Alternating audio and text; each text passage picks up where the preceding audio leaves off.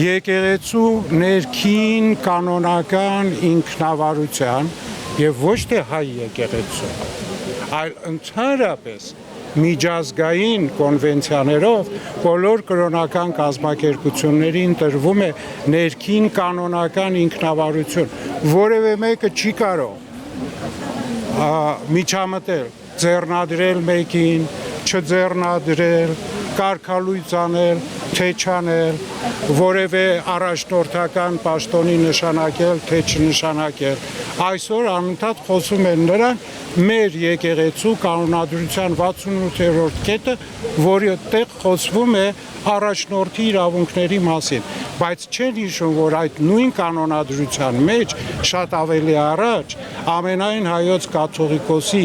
մասին հատվածում շատ հստակ գրված է, որ ամենայն հայոց կաթողիկոսի իրավունքն է նշանակելու առաջնորդ, փոխելու այդ առաջնորդին։